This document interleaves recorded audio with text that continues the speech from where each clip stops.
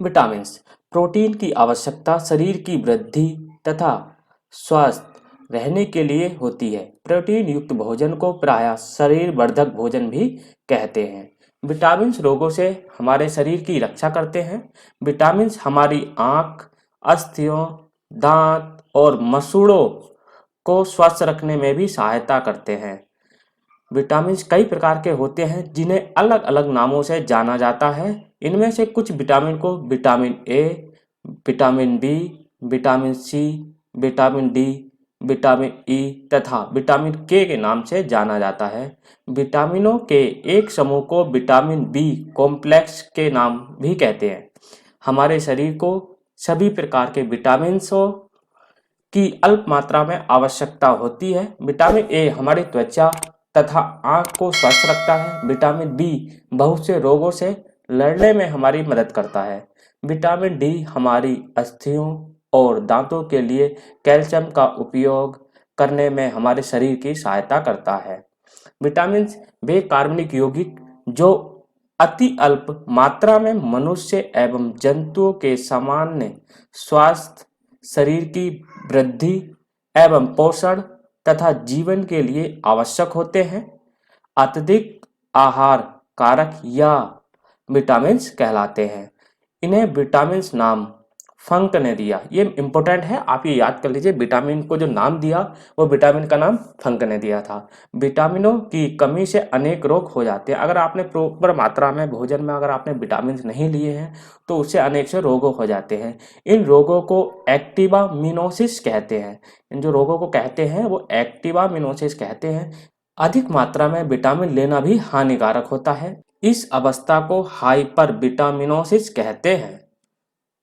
Next, जो vitamin के जो स्रोत है, ये जो मैंने पिक्चर लगाई है, जैसे कुछ जो विटामिन ए जो हमारे लिए हमें मिलता है दूध से, मछली के तेल से, पपीता, गाजर और आम, इन जो हमारे फ्रूट्स हैं इनसे हमें विटामिन ए मिलता है।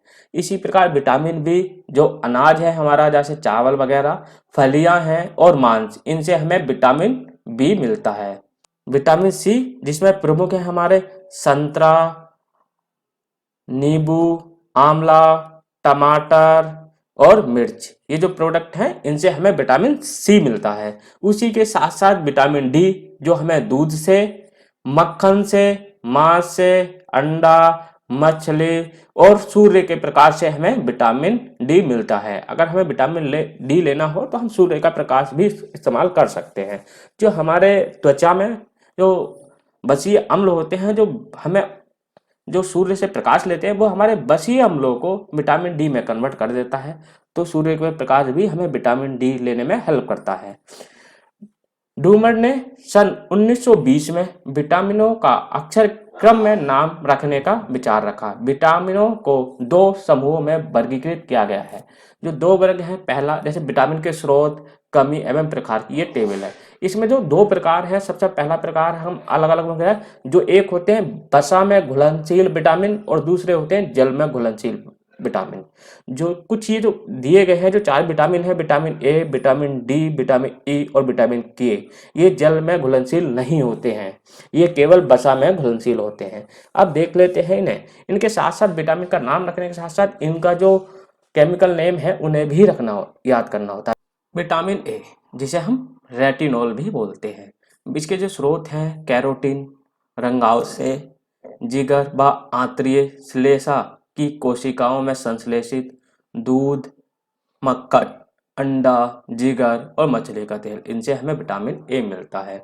और कार्य के में प्रभाव होता है जैसे कि दृष्टि, रंगाव के संश्लेषण में, एपिथीलियमी में, स्तरों की वृद्धि एवं विकास में। अगर ये विटामिन ए अपने प्रॉपर मात्रा में नहीं लिया है तो इससे जो कमी होती है उसके जैसे हमें कार्निया व त्वचा की कोशिकाओं का हल्की भवन हो जाता है, मतलब त्वचा हमारे में जो व्हाइट कलर सा होने लगता है। उसके साथ साथ रतौंधी, ये इंपॉर्टेंट है, इसे याद कर लेना। विटामिन ए की कमी से होता है रतौंधी, कुंठित वृद्धि और जीरोफ्लैथेमिया भी हो जाता है। उसके साथ साथ अब नेक्स्ट विटामिन डी, इसे बोलते हैं कैल्सीफेरॉल।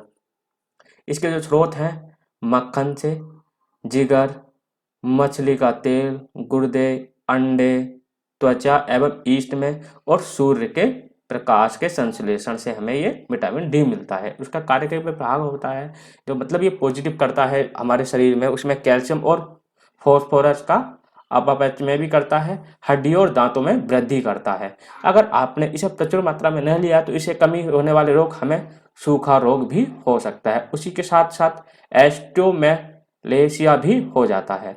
इसके नेक्स्ट विटामिन ई जिसे हम टोकोफेरोल भी बोलते हैं, जो है इसके स्रोत हैं तेल, गेहूं, अंडे की जर्दी, सोयाबीन।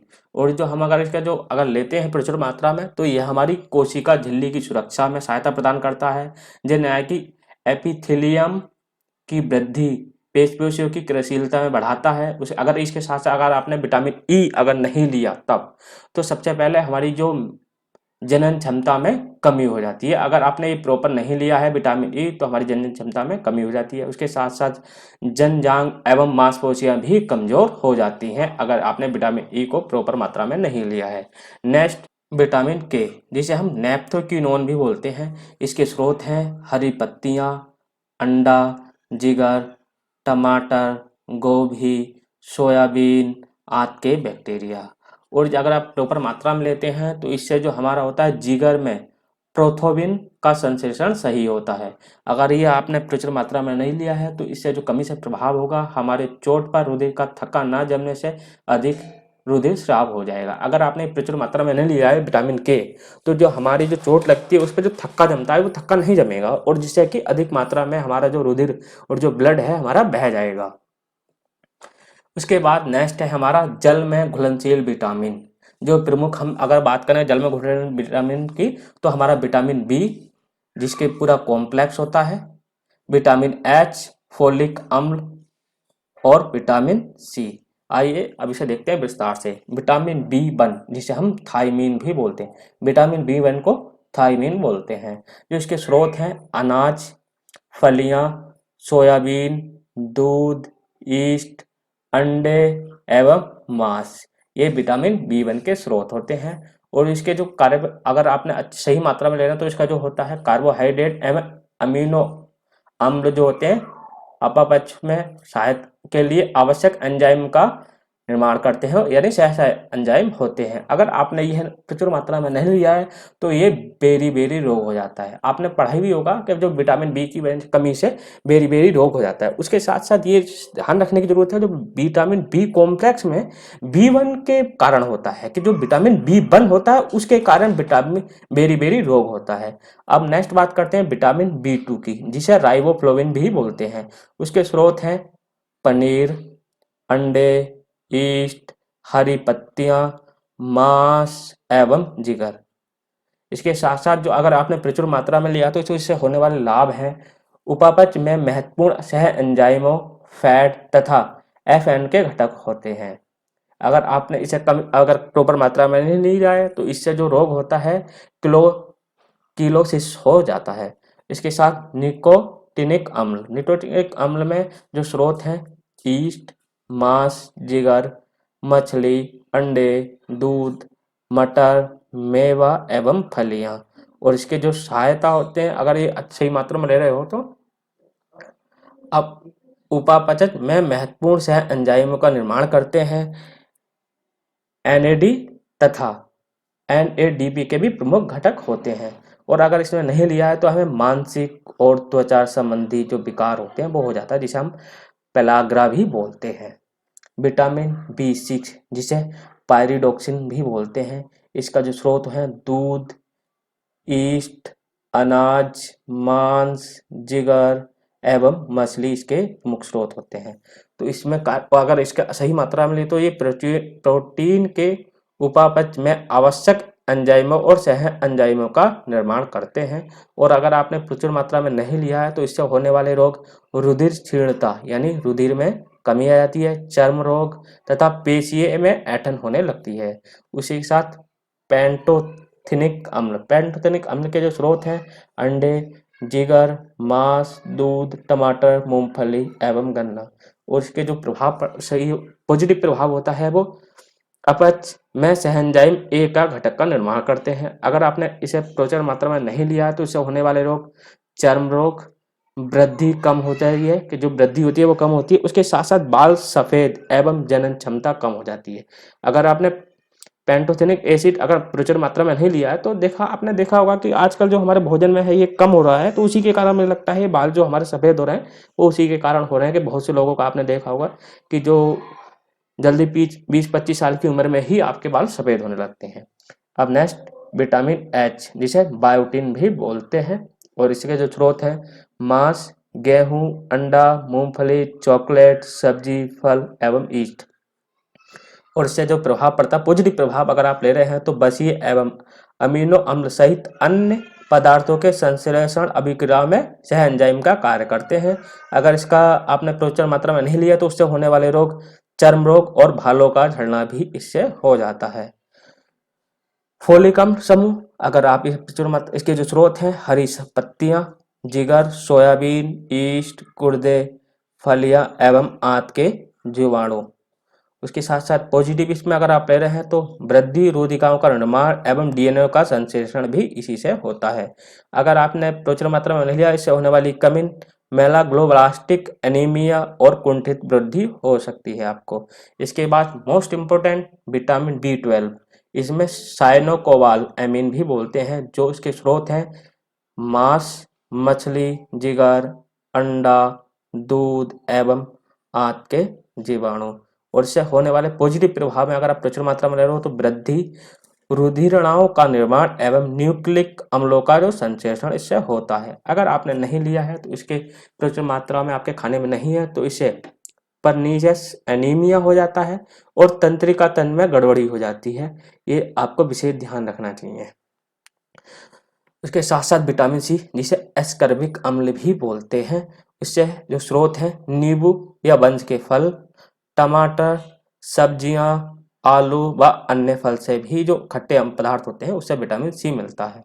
और उसके जो पॉजिटिव वो है अंतरकोशिकीय सीमेंट, कोलोजन, जंतुओं, हड्डियों के मैट्रिक्स, दांतों के डेटिन का निर्माण होता है। अगर आपने नहीं लिया है तो इससे आपको स्कर्वी रोग हो सकता है। और इसमें सबसे इम्पोर्टेंट मैं बता दूं, अगर आपके सबसे इम्पोर्टेंट की बात करूं तो सबसे पहले विटामिन B1 जिसे थायमिन बोलते हैं, जिससे होने वाला रोग बेरी।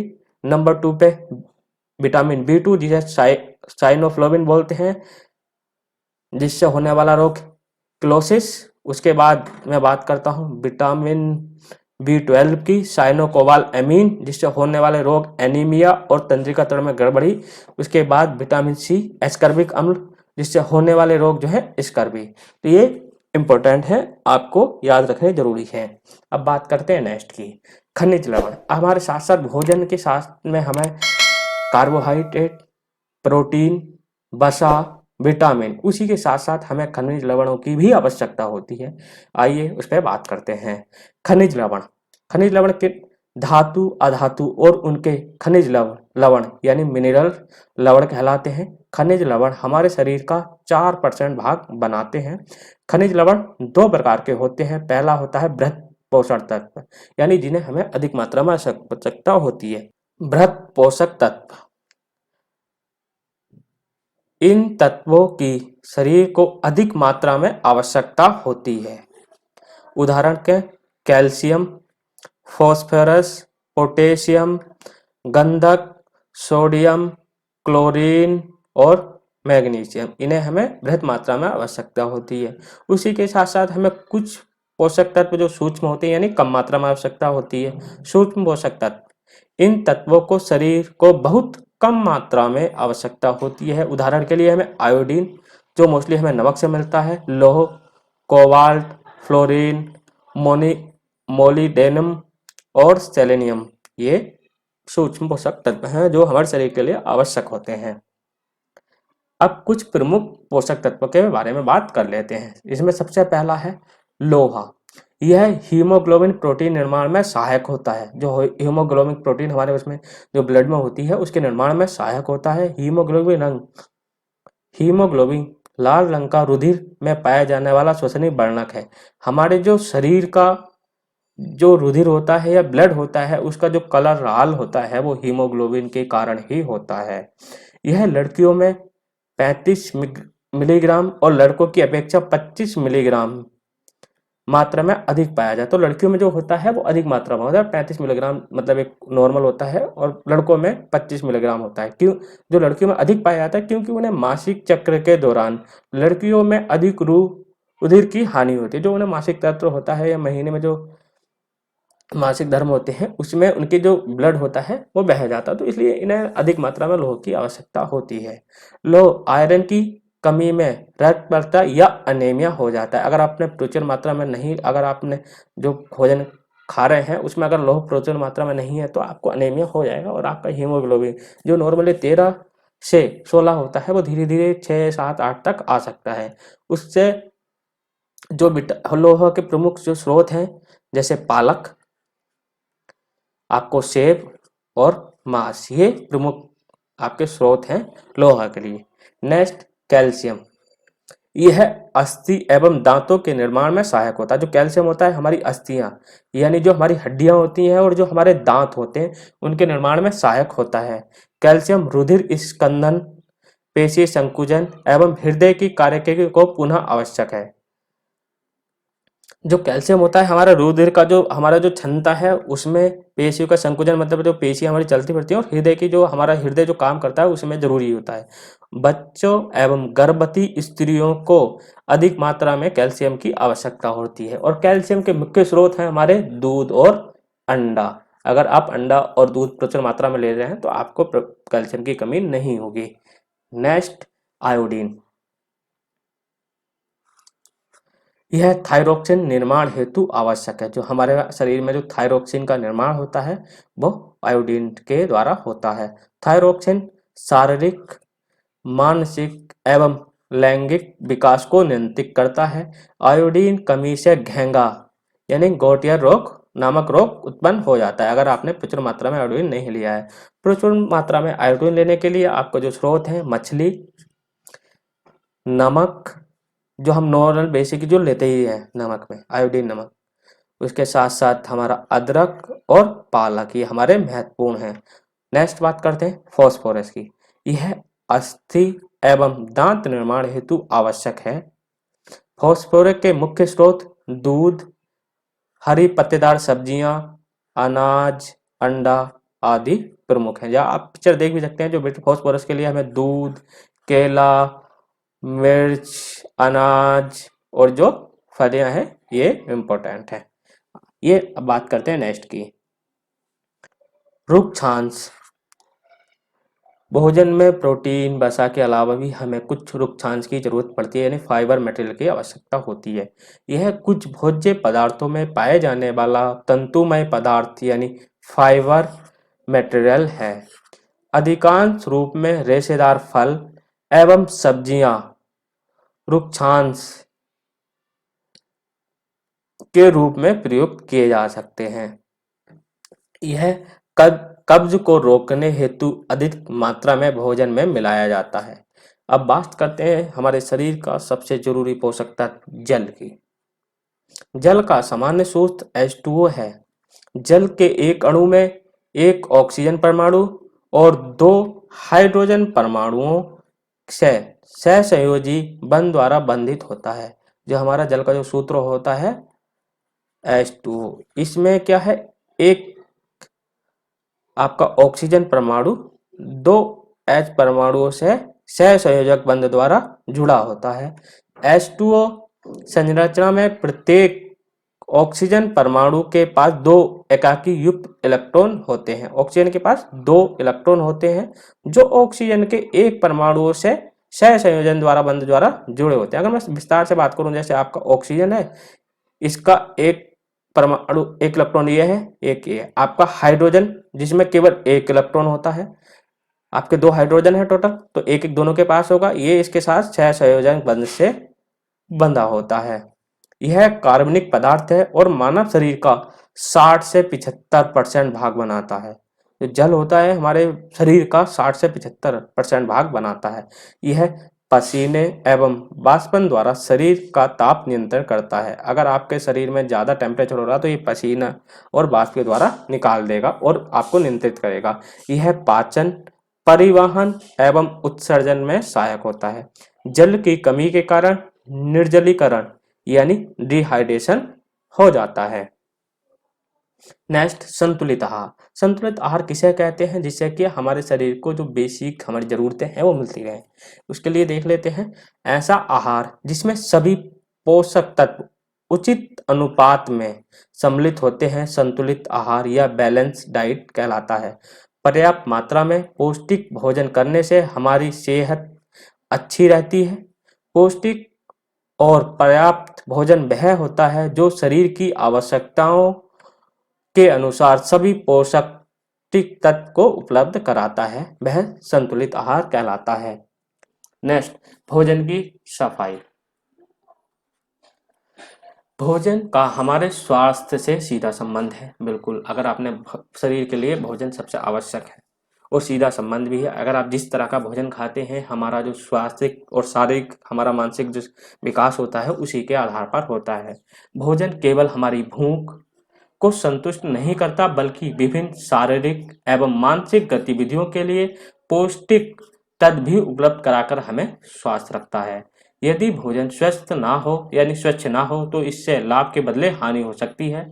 इसलिए भोजन की सफाई पर विशेष ध्यान देने की आवश्यकता पड़ती है।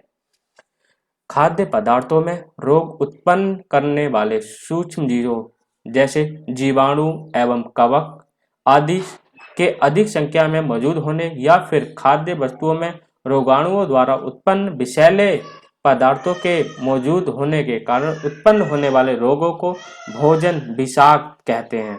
भोजन विषाक्त की समस्या से बचने के लिए भोजन की सफाई आवश्यक है। अगर आपको एक अच्छा स्वास्थ्य चाहिए तो आपको भोजन चाहिए और भोजन भी ऐसा जो स्वच्छ हो, साफ हो। तो इसलिए ज़रूरी है, सबसे ज़रूरी है जो हम भोजन ग्रहण कर रहे हैं उसकी स्वच्छता सबसे ज़रूरी है। भोजन परिरक्षण यानी हमें जो भोजन बनाया है उसे अधिक समय तक कैसे रख सकते हैं। भोजन की सफाई के बाद उसकी गुणवत्ता को अधिक दिनों तक बनाए रखने के लिए भोजन परिरक्षण यानी प्रिजर्वेशन का प्रयोग किया जाता है। भोजन परीक्षण के लिए सामान्यतः दो प्रणाली का प्रयोग किया जाता है, दो प्रणाली अपनाई जाती हैं। ये प्रणाली है जीवाणु नाशक प्रणाली और जीवाणु निष्क्रिय प्रणाली। मतलब एक में क्या है, आप जीवाणु जो उत्पन्न होने वाले जीवाणु हैं अगर हो सकते हैं उसे उन्हें मार दें या उन्हें निष्क्रिय कर दें। जीवाणु नाशक प्रणाली में खाद्य पदार्थों को अच्छी तरह पकाने के बाद उन्हें डिब्बाबंद कर जीवाणुओं को पूरी तरह से नष्ट किया जाता है। यानी आपने भोजन बनाया उसे वो डिब्बा बंद में करके रख दिया जिससे क्या है उसके जीवाणु पूरी तरह से नष्ट हो जाएंगे। उसी के साथ साथ दूसरा है जीवाणु निष्क्रिय प्रणाली में। जीवाणु निष्क्रिय प्रणाली में जीवाणु और एंजाइमों को कई तरीके जैसे लवणन, शुष्कन, निर्जलन, अम्लोपचार आदि द्वारा निष्कृत किया जाता है यानी निष्क्रिय किया जाता है। जैसे क्या हमें सुखा दें, उसे निर्जलीकरण कर दें या कुछ हम अम्ल होते हैं जिनका अम्लों के द्वारा हमें अधिक समय तक रह सकते हैं।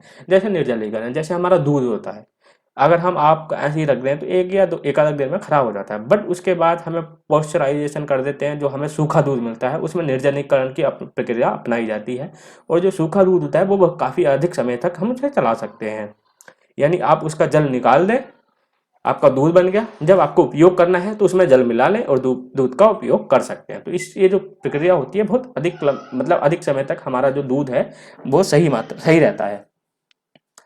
नमक के घोल एवं चीनी में खाद्य वस्तुओं का परिरक्षण इसी का उदाहरण है कि जैसे खाद्य पदार्थों में आपने देखा होगा जब आप अचार बनाते हैं तो नमक का और उसका चीनी का घोल बनाते हैं जिससे जो आम जो होता है आपका काफ़ी दिनों तक सही रहता है।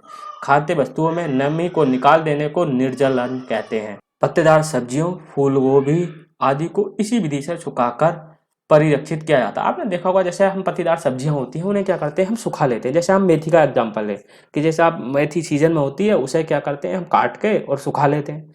उसका जो बिल्कुल एक तरह से पानी सूख जाता है, वेपराइजेशन हो जाता है। फिर उसके बाद हम कुछ दिनों बाद उसे अगर 1-2 महीने बाद हम यूज करेंगे तो बिल्कुल सही होती है।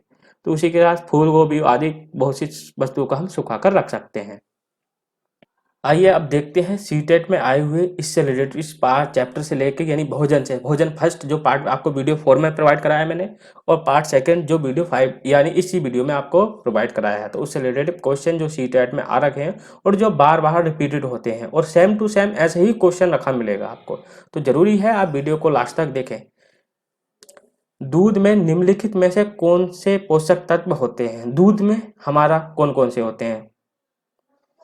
प्रोटीन, कैल्शियम और विटामिन डी पहला ऑप्शन है। दूसरा है protein, vitamin C, vitamin A. तीसरा ऑप्शन है कार्बोहाइड्रेट, विटामिन सी, आयरन यानी लोहा। नंबर 4 है आपका प्रोटीन, आयरन, लोहा या विटामिन डी। आपका अगर एग्जाम में देखूं, आपका विटामिन सी दूध में नहीं होता है, तो ये ऑप्शन गलत हो जाएगा और ये वाला ऑप्शन भी गलत हो जाएगा। उसके साथ साथ हमें आयरन भी दूध से नहीं मिलता है, तो ये ऑप्शन भी आपका नहीं होगा। तो ऑप्शन नंबर फर्स्ट आपका बिल्कुल सही है। दूध से हमें प्रोटीन, कैल्शियम और विटामिन डी मिलते हैं। नेक्स्ट क्वेश्चन, ईस्ट का उपयोग के उत्पादन में किया जाता है? ईस्ट का उपयोग मैं आपको वीडियो नंबर 4 में आपको बता चुका हूं कि जो ईस्ट का उपयोग होता है वो आपके जो गन्ने का रस होता है उसका फर्मेंटेशन करने के लिए ईस्ट का प्रयोग करते हैं, और गन्ने का रस आपका फर्मेंटेशन के द्वारा अल्कोहल में परिवर्तित हो जाता है। तो चौथा ऑप्शन बिल्कुल सही है। नेक्स्ट क्वेश्चन, राधिका के मसूड़ों से अक्सर रुधिर निकलता रहता है एवं उसके घाव भरने में लंबा समय लेते हैं। उसके आहार में निम्नलिखित में से कौन सा विटामिन की कमी है? रुधिर निकलता रहता है यानी हमारे शरीर में विटामिन सी की कमी होती है, तो इसलिए दूसरा ऑप्शन बिल्कुल सही है, विटामिन सी। नेक्स्ट क्वेश्चन, पकाने से पूर्व चावल को पानी से अत्यधिक मात्रा से बार बार धोने से हो सकती है विटामिन ई की कमी, विटामिन बी की कमी, जल में घुलनशील कार्बोहाइड्रेट की या सतही प्रोटीन की। मैं आपको वीडियो नंबर 4 में बता चुका हूं कि अगर आप चावल को बार बार धोएंगे तो आपके जल में जो घुलनशील कार्बोहाइड्रेट हैं वह बह जाएंगे। तो तीसरा ऑप्शन बिल्कुल सही है। नेक्स्ट क्वेश्चन, आहारी रेशे कहलाते हैं? कैलोजन रेशों से बनते हैं, प्रोटीन से बनते हैं, रुक्षांश भी कहलाते हैं, सेलुलोज और प्रोटीन से बनते हैं। तो इसमें तीसरा ऑप्शन बिल्कुल सही है, आहारी रेशे रुक्षांश भी कहलाते हैं। मैंने आपको इसी वीडियो में पढ़ा चुका हूं। नेक्स्ट क्वेश्चन, खाद्य पदार्थों में अधिक मात्रा में नमक और चीनी डालकर उन्हें लंबे समय तक परिरक्षित, जो मैं इसी वीडियो में बता चुका हूं, किया जाता सकता है। ऐसा इसलिए क्योंकि अधिक नमक और चीनी के कारण सूक्ष्मजीवी कोशिकाएं फट जाती हैं, के कारण सूक्ष्मजीवी कोशिकाओं का आकार बदल जाता है। तीसरा ऑप्शन, खाद्य पदार्थों से पानी निकल देते हैं, या चौथा, सूक्ष्मजीवी कोशिकाओं का द्रव कुंचन कर देते हैं। तो चौथा ऑप्शन बिल्कुल सही है, सूक्ष्मजीवी कोशिकाओं का द्रव्य कुंचन कर देते हैं। नेक्स्ट क्वेश्चन, भोजन में निम्न में से किसकी कमी से रतौंधी रोग हो जाता है? मैं आपको बता ही चुका हूं, विटामिन ए की कमी से आपका रतौंधी हो जाता है। नेक्स्ट क्वेश्चन, निम्न में से कौन सा अम्ल विटामिन सी में उपस्थित होता है? सिट्रिक अम्ल, एस्कॉर्बिक अम्ल, लैक्टिक अम्ल या फोलिक अम्ल? मैं आपको इसी वीडियो में बता चुका हूं, एस्कॉर्बिक अम्ल। नेक्स्ट क्वेश्चन, साइनोकोबाल एमीन नामक विटामिन पाया जाता है, यह नाम से जाना जाता है? विटामिन B1 के नाम से, विटामिन B2 के नाम से, विटामिन B3 के नाम से या विटामिन B12 के नाम से? इसी वीडियो में बताया है, विटामिन B12 के नाम से। Thanks for watching. अगर आपको वीडियो अच्छा लगा हो तो लाइक करें, अपने दोस्तों के साथ शेयर करें, और आपने हमारे चैनल को सब्सक्राइब नहीं किया है तो आप हमारे चैनल को सब्सक्राइब करें। धन्यवाद।